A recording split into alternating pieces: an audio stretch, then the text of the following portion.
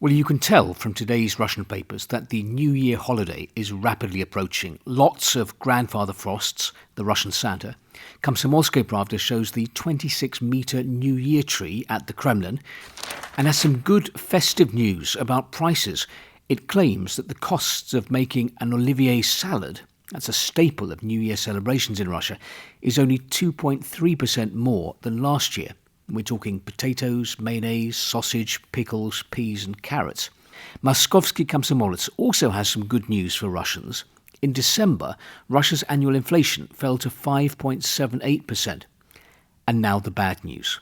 There are just a few days left till the end of the year. Then, due to VAT rising to 22% and a whole lot of other inflationary factors, the situation with prices will be totally different. The paper calls the situation now the calm before the price storm. It predicts that the VAT hike will spark a chain reaction, an inflationary spiral. Food, utilities, transport, core services all go up in price together, creating the effect of long-term pressure across the board on people's wallets. Here, economists discuss the prospects for 2026. This economist claims that what's needed is a period of constructive destruction. Bankruptcies, then support for business and the population so that green shoots provide growth for small businesses and new jobs. Another economist suggests the main risk is of zero growth in productivity or negative growth in productivity, weak investment and insufficient efforts by regulators to create stable conditions for business of any size. Interesting phrase that, negative growth. Perhaps it's meant to sound less painful than fall or drop.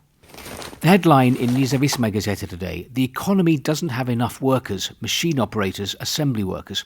We need to find 800,000 blue-collar workers from somewhere. The country is facing a severe labour shortage. The shortage of blue-collar workers amounts to more than 800,000 people. This particularly affects manufacturing, logistics and agriculture. Without skilled workers, these sectors face risks to their stability and development, experts warned. Kommersant reports on problems for cafes and restaurants in Russia. The number of catering establishments in Russia is falling. In the last year, the number of catering establishments has fallen by 3.1% to 115,000. In 2024-25, such businesses were hit by increasing costs relating to staff, rent and food. The Russian papers continue to say nice things about Donald Trump and America, and not such nice things about Europe and Ukraine. Kommersant concludes that the US has de facto pulled out of the anti-Russian coalition.